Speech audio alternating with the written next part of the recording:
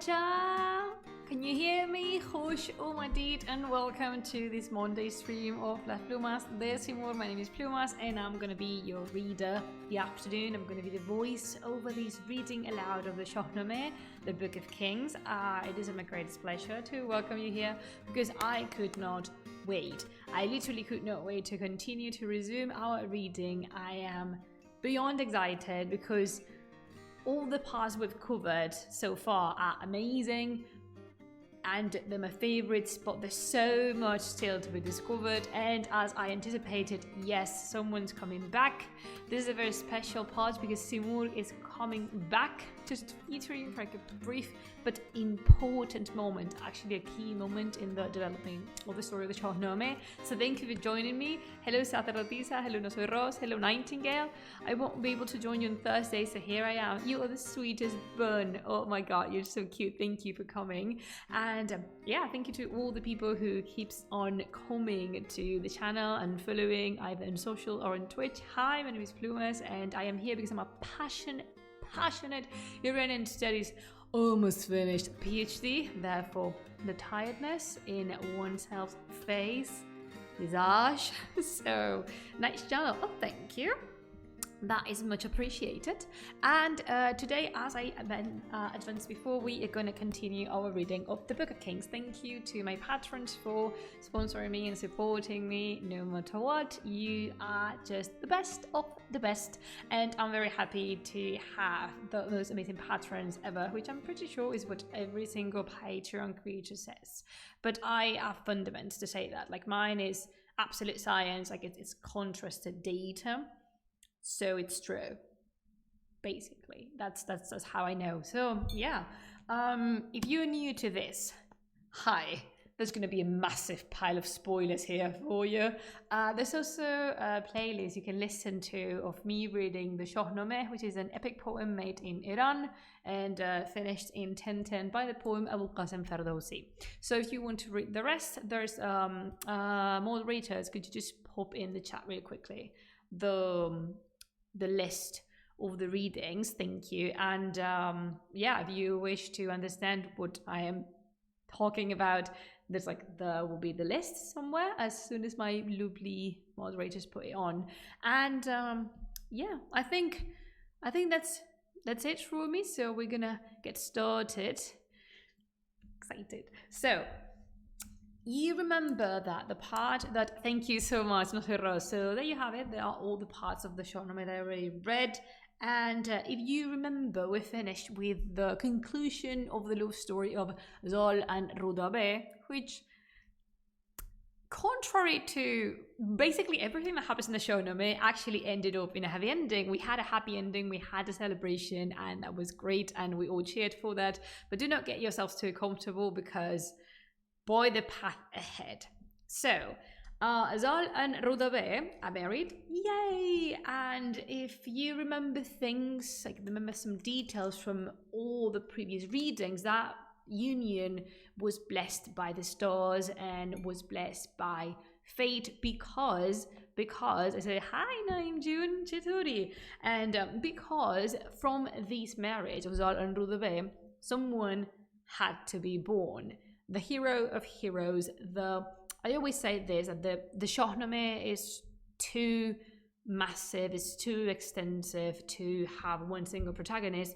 But should we pick one? Should we choose just one character to be the main protagonist of the Shāh-nāmeh? That one would be Rustam. And here is coming into the scenery today, and it's very exciting. So here we start a cycle, which is man khayli khasta. But yeah, here we're starting a cycle of Rustam, which is again the biggest part of the Shāh-nāmeh. He's one of the characters that lives the most. I think he outlives Feridun and Zohar in arcs, like narrative arcs. And yeah, that's basically it. So, shall we start? It was no long before Rudabeh's cypress slim form began to change. Her belly filled out, her body grew heavy, and the Judas blossoms of her face turned as sallow and saffron. Do you remember the Judas blossom is a tree? Actually, it's a kind of tamarisk, and that means Rudabe's cheeks went from kind of rosy, healthy, peachy color into a more yellowish slash saffron looks because, yeah, you know, something's happening inside of her. And her mother said to her mother, please hands down to the mom of Rudabe, which is the Queen Sindocht. The mom. So her mother said to her, my soul, what's happened that you look so yellow? And she replied, my lips moan day and night. My time has come, and I cannot give birth to the burden within me. My skin feels as thawed. So what is that? Oh, hi, Serapis, I didn't see you. Hi, how are you? Where was I? My skin feels as though it were stuffed with stones, or that it contained a mass of iron. So basically, Rudabe has a very heavy pregnancy. She's pregnant, but something in the pregnancy is not normal, is not common, because everything feels extremely heavy on her. We shall find out why, don't worry. Rudabe endured this until the time for her to give birth came closer, and she could neither sleep nor rest. Then one day she fainted, and a cry went up from Zal's palace. Sindocht was informed, and she clawed at her face and tore out her musky hair. So this is something that I always portray in my head as very dramatic, because, you know, pregnancy is difficult. It could be either very smoothly or very, very difficult, and Rudabe is not having the best of her time. And of course, there's this fear of puerperal fever, which is a fever that has killed through history numbers and numbers of moms and newborns. And there's this feeling, this fear of Rudabe not surviving the pregnancy. And not only that, the child not surviving the pregnancy. So of course, Sindocht is scared. She's terrified of losing her baby and the baby coming out of her baby. So yeah, the pretty delicate situation, if you ask me. The news reached Zal that the leaves of this noble cypress tree had withered away, and he came to her pillow, sick at heart and with tears in his eyes. So that's what happens. Zal is informed that his wife and his son may not make it through the labor. And of course he weeps and cries.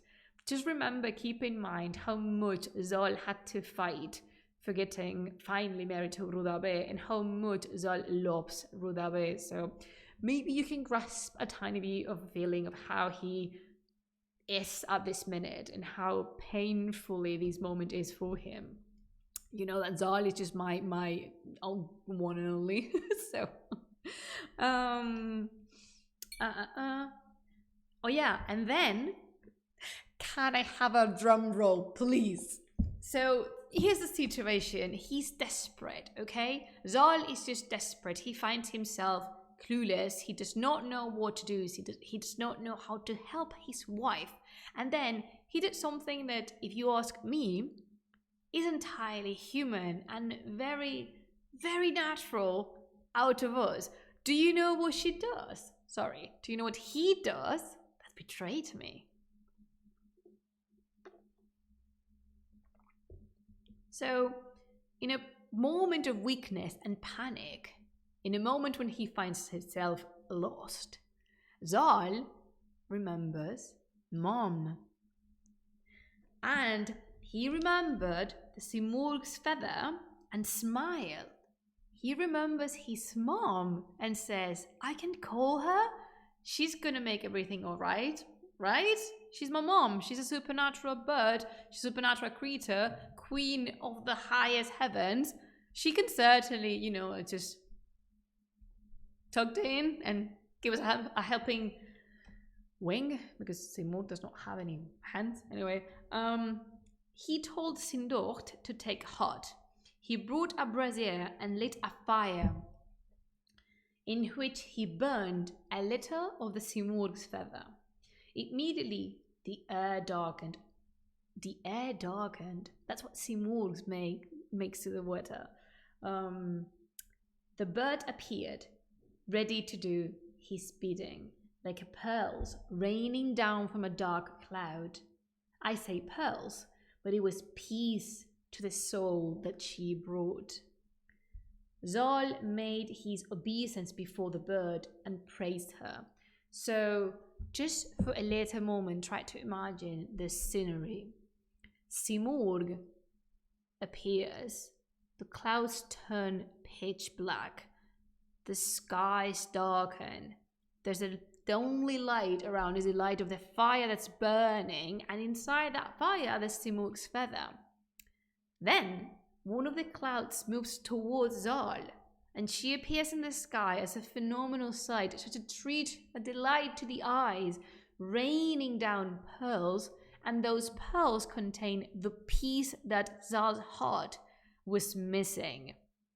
And of course, because Zal, even though Simurgh is mom, you should pay your respects towards her. So the first thing he does is he bows to her and just makes his obeisance towards her in a sign of respect. And yes, everyone should be terrified except Zal.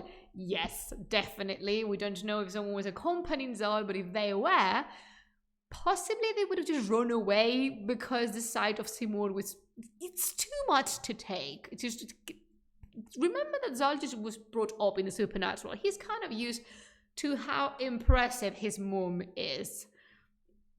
Not the rest of humankind. And also remember that Simurgh is not a bird that we know for her approachness to all the humans. She's not that keen on human beings, and I cannot blame her, honestly. So, yeah, Simurgh stood before him and said, "Why are you sad? Why are the lion's eyes wet with tears? A cub eager for fame will be born to you from this silver cypress." The silver cypress is Rudabeh. What a cute way of addressing her, honestly. That's such a, Simurgh is just queen, and we love her. That's what we do. We love Simurgh. And she continued, "He will master all the beasts of earth and air. He will terrify the dragon in its lair. When such a voice rings out, the leopard groans. In anguished terror, its unyielding claws. Wild on the battlefield, that voice will make the hardened heart of iron warriors quake. Of cypress stature and of mammoth might, 2 miles will barely show his javelin's flight." Basically, Simurgh is anticipating how great of a warrior this kid that's about to be born will be. Do you have your tea with you? I match my tea. My teacup, not my tea. So, all of these great deeds will be performed by the baby that's just about to born, and Simurgh already knows that because, remember again, Simurgh is all-knowing. She's wise. She can see the future, and she just knows everything that's going to happen.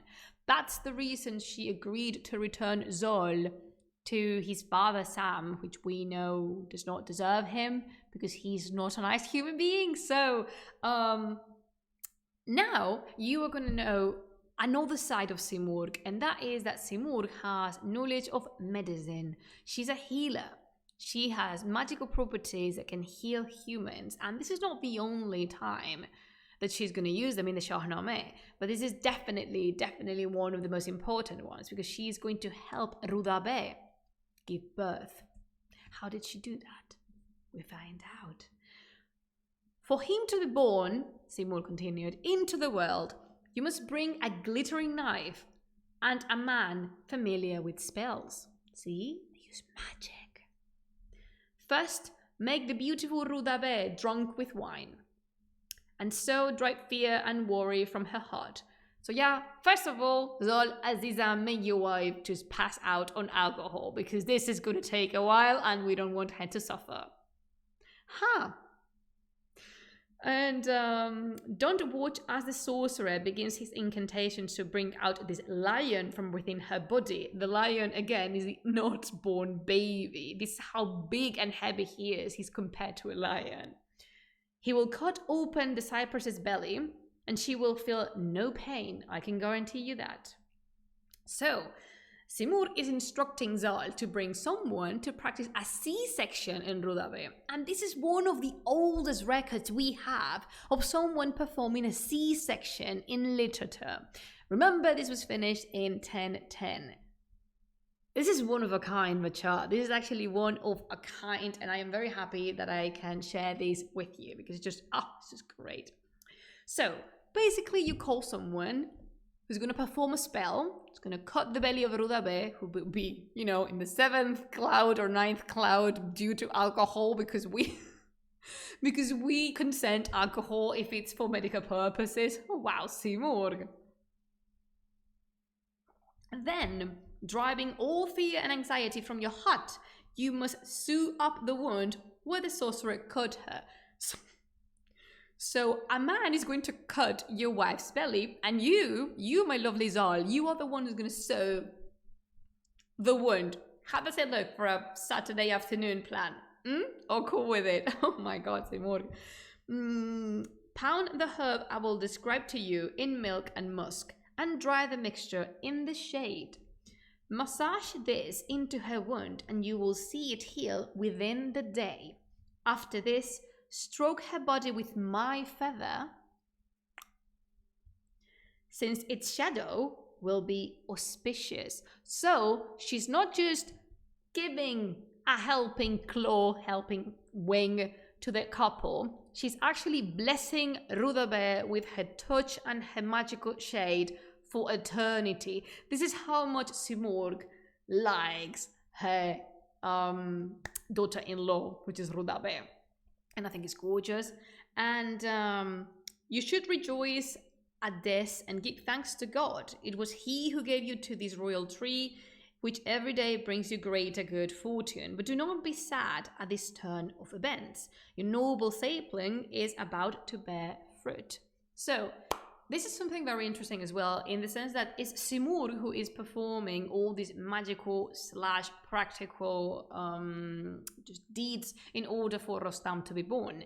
Yet she makes clear that above her, and despite all her incredible powers, there's God just above her, and that they are the ones we should be thanking, precisely Zal should be thanking, because everything happened inside the purpose and inside the greater plan, the greater scheme of things, in which even Simur is but a pawn. It's just a piece on a very big tabletop that God arranges according to their desires. So there you have it. Simur just helped humans to perform surgery. How's that for a bird? And then you ask me how much I admire her and how much I like her so much that I dedicated a whole doctoral PhD to her, and there's things I have not been able to introduce. She gave you a job, exactly. I think Simur should be the patron of nurses. Definitely. Like, I don't know.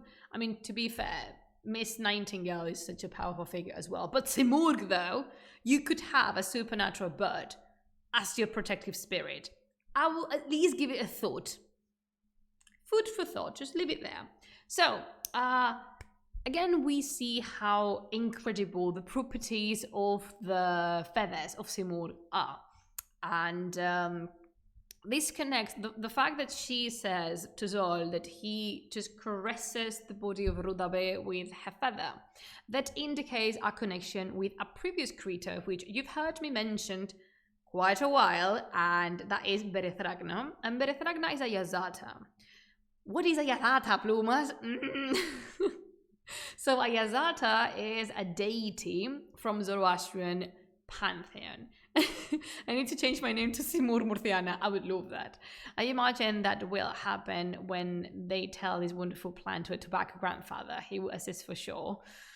No, I mean, as you can see, the lady Rudabe is already given birth, and the only one there is Sindocht, and of course Zal. So yeah, the tobacco dad is still looking for tobacco. Anywho, so as I was saying, the magical feather of Simurg just cures of any illness those who touch and rub their bodies with it. And that's a property Berethagna already had. Berethagna, just to make the long story short, because again, I could spend hours of my life speaking about Berethagna because, yeah, I mean, he's the apple of my eye, I'm not going to hide that. So Berethagna he's a shapeshifter. And he has 10 different shapes, one of them being what we believe is a bird of prey.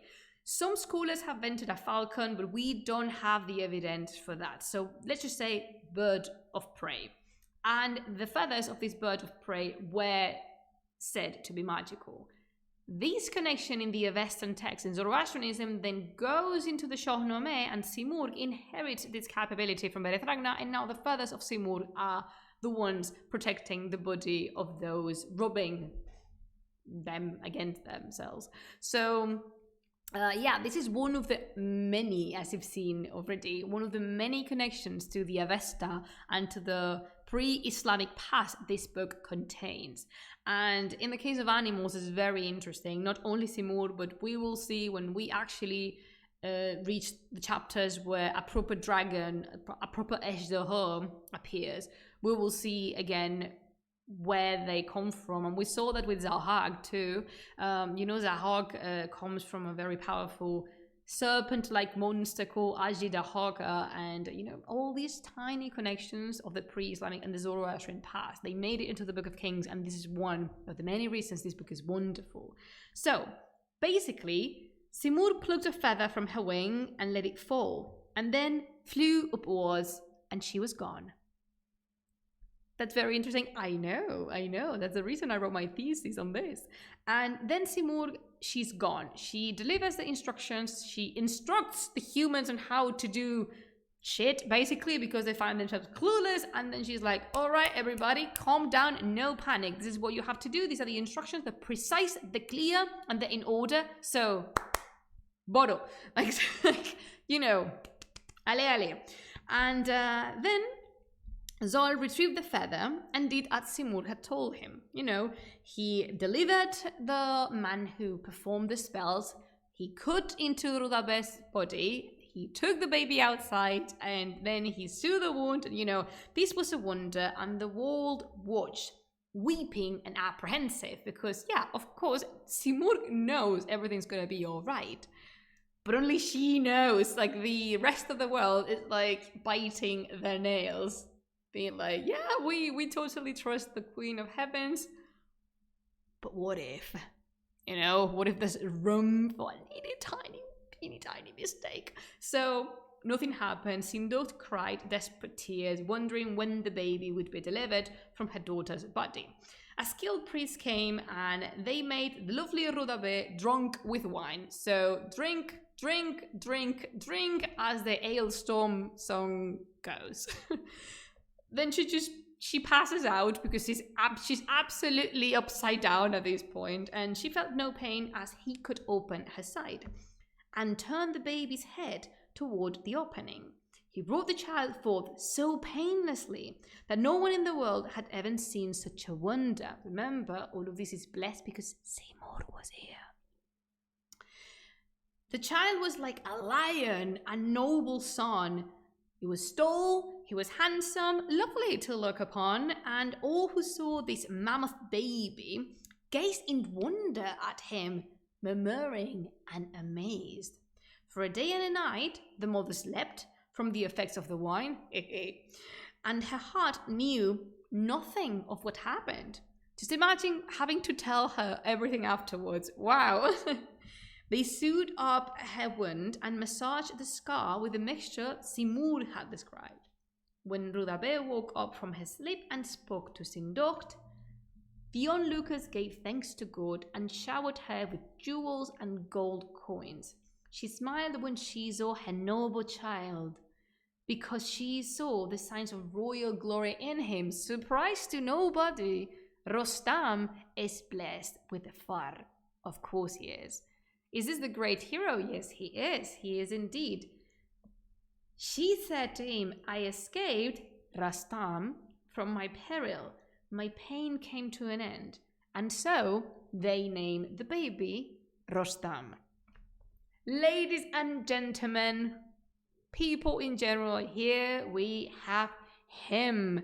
Him with capital H, Rustam, the hero of the heroes, the main protagonist of the Shāh-nāmeh. And how fast to give a name, am I right? My father told me that Rustam was the Iranian Hercules. To be fair, I can see why he's been compared to that, because he is a great hero of supernatural strength, incredible capabilities. However, the motives of Rustam doing the deeds he accomplishes through his life and Hercules' motives are not the same and are not to be compared. I've seen this all over the place, and as much as I can see the reasons behind it. Remember, it's not correct to just make these comparisons lightly, because Rustam and Hercules, what they have in common is that they're incredibly strong, as are all the characters throughout epics, throughout the entire mythology of the world. Then they perform certain things, some labors. However, Hercules' motives are entirely different from Rustam's. Rustam, what he's doing, he's just freeing his land from evil and terror, and Hercules is just, what is he doing? Was the reason for him doing that? I think he's just repaying a sin he committed or something. I don't know classics, and I really dislike Hercules, so the only Hercules that's in my heart is bless my soul, Hercules on the roll, you know, the Disney one, period. So he's just pissing off Hera. Okay, so I'm gonna take that one. I'm gonna take off warranted. So yeah, now the baby boy's here. We have Rustam in the world. We can, oh my god, we can expect a lot from this boy. There is an important character in Baha'i history. Is a lady that dressed as a man and fought to defend the babies in Zanjan, and she was called Rostami Ali because of her character of the Shāh-nāmeh. That's very interesting name, June. I did not know about that one. Oh, you need to send me more info on that woman. So, they sued a doll of silk. I didn't remember this. Oh yeah, the doll. They sued a doll of silk that was the same height as this lion who had not yet tasted milk, and stuffed it with sable fur. Its face shone like the sun and the evening star. They traced a dragon on its bicep, placed a lion's paw in its hand, tucked a lance beneath his arm, and put a mace in one hand and reins in the other. He's just been born. Give it a rest. Calm down, people. Then they sat it on a charger surrounded by servants, scattered gold coins over the group, and sent this image of Rustam with his mace to Sam. They send the baby to Sam. Yeah, Zal's father, the one who does not deserve to be named, because yeah, they're gonna give the baby to Sam. Why, you may ask? I don't know. Convenience? The plot? Ferdowsi being not considerate with the previous stories he told? I don't know. I really don't know. It pisses me off. Yeah. Give me 1 second, Macha. I'll be right back.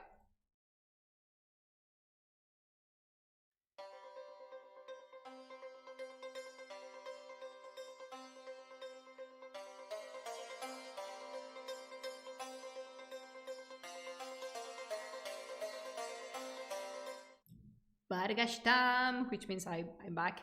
So yeah, they take, so can you imagine actually the show, like the performance of it? They take a baby, a newborn baby, tops he has 1 or 2 days in this world, and they put it in a palanquin and they parade him towards his grandfather with a mace, what is that, a lance, a mace, a lion's paw, a dragon drawn in his tiny biceps, a doll made of silk that's the same size of him, golden coins and jewels, and then they bring the baby to his grandfather.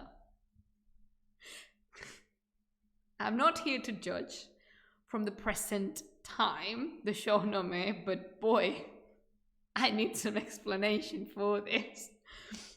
Anywho, festivities were held from Zabulistan to Kabul. They're celebrating the kid has been born. All the plain was filled with the sound of trumpets and the drinking of wine, and there was a banquet for 100 guests in every corner of the kingdom. Ortera is the word. Definitely tacky.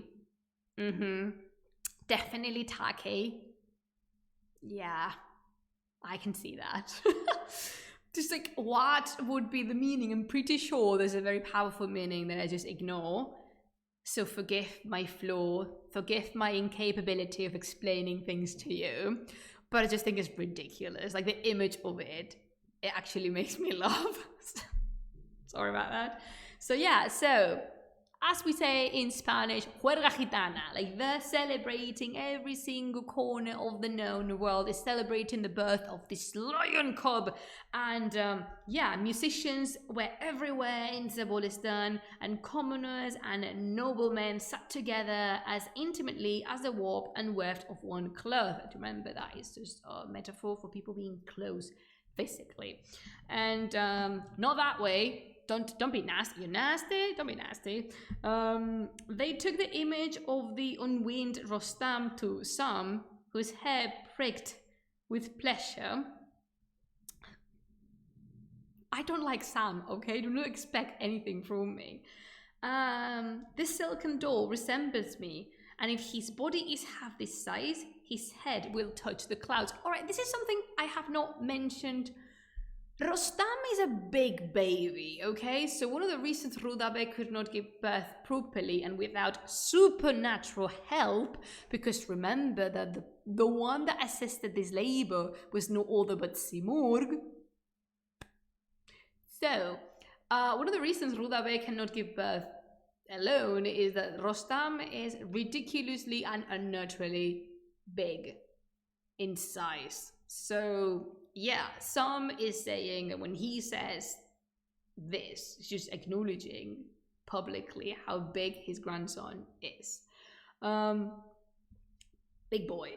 And Tobacco Grandpa, he's very big, but don't abandon him in the hills. Let's stop this familiar tradition, please. Yeah, he does. I mean, spoiler alert, he does not abandon anyone anywhere. He actually takes very good care of this one, and I am upset. I am very upset about this because he takes care of Rostam better than he did of his own son. But you know that I really don't like Sam. So what could be expected? Hello, Ali. So, shall we continue before the bliss and the just bellies that reaches my teeth, and you can see it dripping from my lips in a very disgusting parade of black poison. Anyway, then Sam called for the messenger to come forward and showered gold coins over him until he was entirely covered. Just the person who brought Sam the baby went home with a fortune worth his own height in golden coins, which I think is a very good business. Yeah, good day for this person. The joyful din of drums rang out of the court, and the royal square glittered like a rooster's eye. Sam called for wine, and musicians distributed gold coins to the poor, and held such a banquet that the sun and moon gazed down in wonder. He told Zal. He answered Zal's letter, beginning with the praise of the Creator and the good fortune that had come to them. Next he praised Zal, the lord of the sword and the mace, and then turned to the silken doll who displayed the shoulders of a warrior and the glory of a king. He told Zal that he should preserve it so carefully that no breath of wind would harm him, and added that he had prayed night and day that he would live long enough to see a hero grown from Zal's seed. And now that this child had been born to them, the chief duty was to pray for his life. So basically, Sam is kind of saying that they make the doll for the grandpa to keep as a token of his own grandson. And, well, you know the drill if you've been here long enough with me. every time there's a correspondence between two characters, they start by praising God and then they praise the writer, the sender of the letter. And that's what they do. And then just life goes on and continues. The world went forward and things that had been hidden were revealed. All right, I'm really sorry for what I'm going to read, but this is what the poem says. 10 wet nurses were said to suckle Rostam, since it is milk that gives a man his strength. 10 women were breastfeeding Rostam. 10, as in 10. 10. Too much. When he was weaned, his food was oak, apples, and meat. So when he grows old enough to not be needing milk anymore, they start giving him apples and meat. He ate enough for 5 grown men, and people were astonished at his appetite. So your boy enjoys eating. Your boy enjoys his food. When he was 8 spans high, he seemed like a noble cypress tree. So he, again, is abnormally tall. And not just tall, but he's big and he's sturdy. So his face shone like a star, at which the world stared in wonder. He seemed to be Sam himself in his stature, appearance, opinions, and behavior. And this is something that also pisses me off, because basically Rostam inherits his grandfather's looks, which this is annoying to me, because he should be like his father, not like his grandfather, which is entirely okay for any other character in the Shāh-nāmeh to resemble their grandparents, not this one. I just really dislike Sam. When news reached brave Sam that Zal's son had grown to be like a lion, and that no one in the world had ever seen such a young man with his warrior-like qualities, Sam's heart beat faster, and he longed to see the boy. He entrusted his army to a commander and went with a detachment of experienced fighters towards Zabolestan to pay a visit, led there by the love he felt for Saul's son. So, kind of a redeeming arc for Sam. Now he's gonna take care of the baby, of his grandson, the way he did not, absolutely not, take care of his own son. Should I redeem him? No, but you're free to do so, I guess. When Zal heard of his father's approach, he had drums strapped on elephants, and the earth turned the color of ebony beneath the cavalry's hooves. He and Mehrab, remember Mehrab is Zal's dad-in-law. Mehrab is Rudabeh's daughter. Sorry, Rudabeh is the daughter of Mehrab. Rudabeh is Mehrab is Rudabeh's dad. He and Mehrab and the governor of Kabul set out as a welcoming party. A pebble was thrown into a goblet, which was the signal for the soldiers to mount, and a great cry went up on all sides. All the valley was filled with troops. The earth turned as black as pitch, and the air was dark with dust. So this is just a metaphor for telling you how many people have been moved, and it's mobilized, like 1 million. The neighing of Arab horses and the trumpeting of elephants could be heard for 5 miles, when elephant bore a golden throne on which sat Zal's son. So Rostam is riding an elephant from a golden throne. Everything about this character is just so much. Okay. On his head was a crown. He wore a belt about his waist and carried a shield in front of his body and a heavy mace in his hand. Remember, this kid is abnormally strong, and by abnormally strong, I mean it, okay? He's like 6 at this point, and he's already holding perfectly and without problems a mace and a shield. Jesus bendito. Hi, Alba, how are you? We're listening to you while having dinner. Oh, okay, que aproveche. Oh God. When When Sam appeared in the distance, the army divided into two columns, and Zol and Merab, the youth and the warrior of many years, dismounted and bowed their heads to the ground, calling down blessings on the hero Sam. As Sam caught sight of the lion cub on the elephant's back when he saw his grandson, his face opened like a blossom. So he's really happy. They led the boy forward on his elephant, and Sam stared at him, taking his crown and the throne. Brave Sam called down blessings on him, saying, "My lion cub, incomparable child, may you live long and happily," which I guess is something very nice to say. Rostam kissed the throne and, what was wonderful, praised his grandfather in a new way.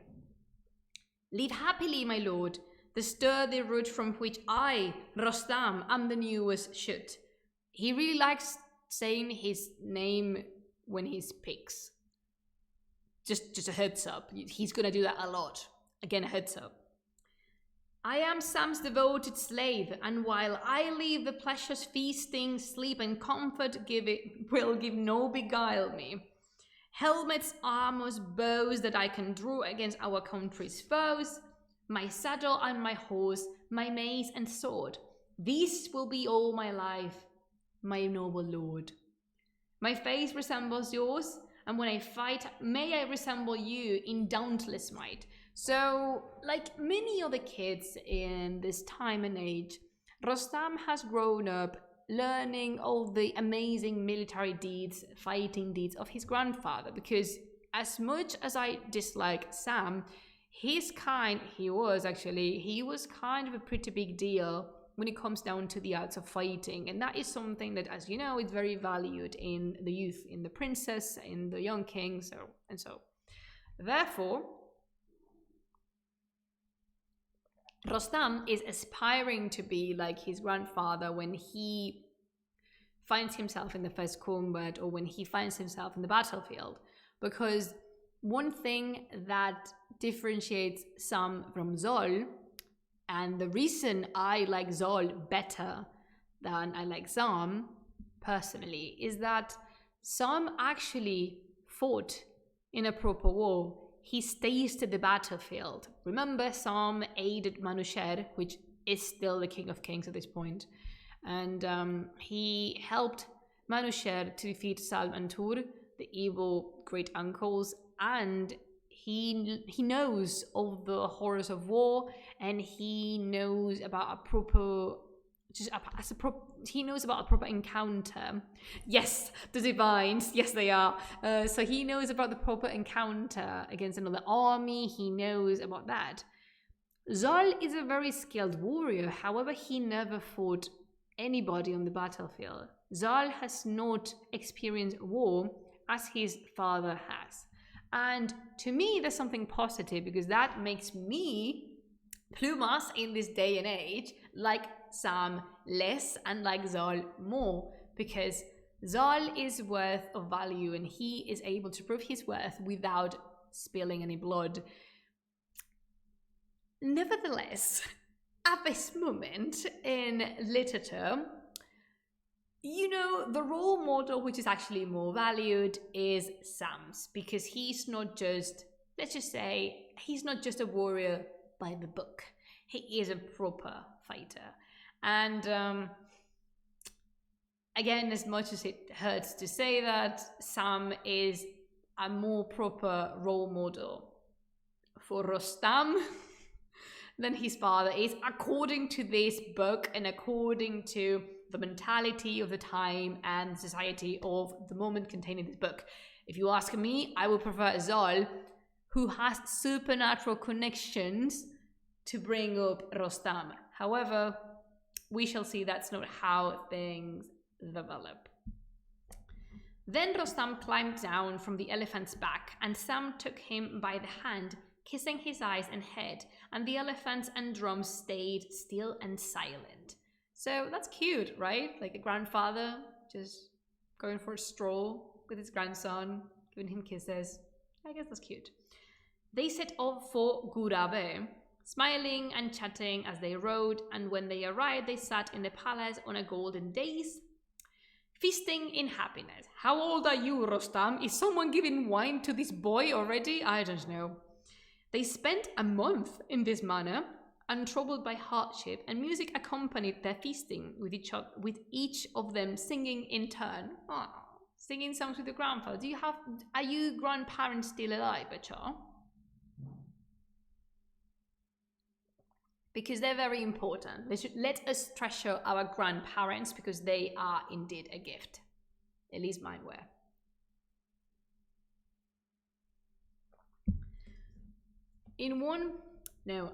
Sorry about that. In one corner of the dais sat Zol. In the opposite corner, Rostam. Zol is here?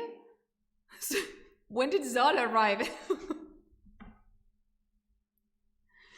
So let us treasure the. Alright, so if we cannot treasure our grandparents physically because they just went to another place already, let's just treasure our memory of them, their impact in our lives if they had any, because I do consider that a gift too. So yeah, apparently Zol is celebrating as well. When did Zol arrive? I have no flipping idea. I mean, I didn't know he was invited to the hangeo. Anyway, in the opposite corner, Rostam with his mace in his hand. Leave the mace, kid. You're at the table.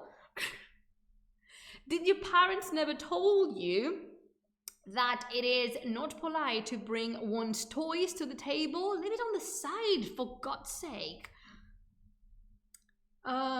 Between them was Sam, with the feathers from the Lamagea, signifying royal glory, depending from his crown. Alright, so what is the Lamagea? The Lamagea is, can I show it to you? The Lamagea is a type of vulture. How we spell it properly? Yes. Is the vulture that we call the golden vulture. And this creature is not just magnificent, because they are, but let me see if I can show them to you. I want a good picture.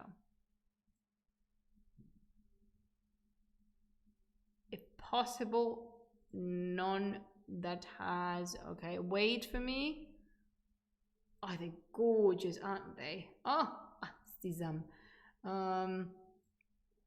one will do. Oh, I really like them. So the Lamagea, sorry, I don't know German, so probably Alba is just cringing at my German pronunciation. I apologize. So this is the Lamagea.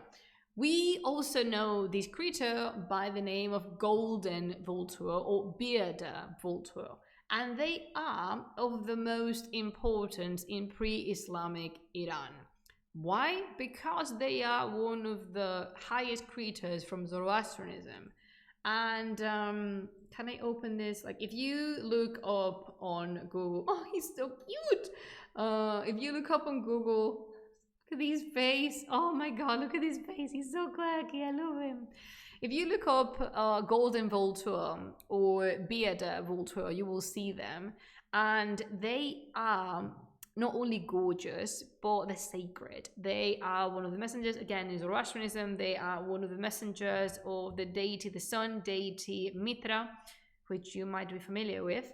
And also they represent another Yazata. Her name is Chist or Chista. And she represents, quote unquote, the way, the path that we all must take. And they're awesome. Yes, no soy rose. They're beautiful. And I've shared, I was gonna say too much, but they're never too much. Like I've shared so many pictures of them all over my media, and like just have a look at them because they're glorious. That's it. That's my take on it. So by signaling that Sam is wearing the golden vulture's feathers on his crown, they signaling his worth, his value, his royal power, and his connections to the supernatural. Again, pre-Islamic Iran is present in this book. Sam stared in awe at Rostam, and from time to time he would call down blessings on the youth's arms and shoulders. his reed-like waist and noble chest. So Sam really likes his grandson. He really loves him, like really strongly. And then he turned to Zol and said, "You could question 100 generations and never hear of one who was born in such a manner. This kid is extraordinary. There is no one in the world who is as handsome as he is, or who has his stature and shoulders," which, to be fair, is something a grandfather would say. You know, for grandparents, the grandkids, they're just the best, the most beautiful, the smartest, with the most prowess. I don't know, this is something grandparents say. "Come, let us drink wine in celebration of this happiness." Are you giving wine to the kid? Asking for a friend? "May it drive all sorrow from our hearts, since the world is fleeting. We arrive and depart, and as one grows old, another is born." It's actually a beautiful metaphor for him acknowledging his age and his position in the world now that Rostam has been born. They drank their wine, and in the cups they praised Zal after Rostam. But Mehrab was dazed with drink, and in his drunkenness, he said the arrogant ideas that filled his head. Don't drink and talk, Butcher. Just don't. He said, "I don't consider Zol as anything." Well, excuse you, Mehrab. He said, "And Sam is as worthless as the king, which is Manusher." Whoa, careful language. Careful with that language. Careful with those words, Mehrab. They're going to betray you. "Rostam and me, we are the heroes here. The clouds daren't pass above us out of fear. And I'll renew Zahok's power." Wait. "I will renew Zahok's power, you will see soon. And all of you will have to bow to me." I'm sorry, what did just happen? Okay, so basically, Mehrab, if you remember correctly, Mehrab is a descendant of Zahok, the Demon King. And my beautiful boy. And now that he's drunk, he's confessing that in reality he never respected Zol. He does not respect Sam either. And to make things worse, he believes that the King of Kings, which is Manusher, is worth nothing. He wants the kid for himself, and through his power, he wants to restore the dark powers Zahok once held. Those are dangerous words, Mehrab, and one should be careful on how they use them. But Zal and Sam, who are also drunk, by the way, they laugh at Mehrab's boastful words. At the beginning of the month of Mehr, Sam set off once more. He said to Zol, "My son, see that you act justly, with your heart ready to serve your kings, choosing wisdom over wealth, always keeping your hands from evil deeds and striving to do God's will. Know that the world tarries for no man. Take care for what I say, follow my advice, and tread only in the path of righteousness. I feel in my heart that my time here is coming to an end." And so basically, you know how, all right, I just remember what comes after. You know how the kings with mythical powers, such as Fereydun, Tahmuras, Hoshang, they could feel and desire when to depart from this world. However, after Fereydun dies, the lineage is cut, the bloodline is not as thick anymore, so they lose this capacity. Yet the characters are of certain importance, be it because of experience, be it because of how aging and the process of aging goes. They can sense that when the newer generation comes in, they are to depart of this world. But the worrying bit here is that not only Mehrab has just boasted all this crap out of his mouth, but if Sam is feeling that his time's coming to an end, we need to gather up who are included in Sam's generation. We're talking about Karen, we're talking about Nozar, we're talking about Manusher too, because they all belong to the same generation, and these could mean some trouble ahead. Sam said farewell to his son and grandson, admonishing them not to forget his words. Chimes sounded from the court, and the blare of trumpets was heard from the elephants' backs. Sam left for Bactria.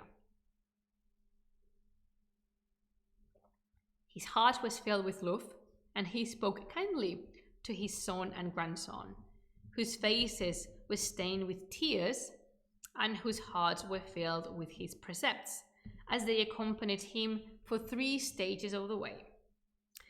Then they turned back, and Sam continued on his long journey. So, basically, now you know that how the Shāh-nāmeh is very cyclical, and how it does not give you any rest, like at all. And as long as it gives you a nice, heartwarming story, just kicks your butt down to a very thorny hill for you to end up damaged. So basically, let me tell you that Sam is not going to make it back from Bactria. Sam is going to be killed in Bactria, and this is one of the parts that this edition of the poem omits. So it's not that Sam is choosing to live, but he's feeling that his time has come, and he's gonna get killed in Bactria. And that is just the harbinger of a whole generation coming to an end. And again, we have Qobad, we have Nozar, we have Karen, we have Sam, and we have Manusher. So things are not going to look pretty for our protagonist. It is true that Rostam is going to grow up in a world with so much hostility, and so, how to explain this in not to sound too dramatic, but basically the world that Rostam is left in is a world that's going to be torn apart with war, with betrayal, with hunger, with famine, and with evil, not only in the shape of supernatural creatures, but evil in the shape of black-hearted people roaming at their will throughout Earth.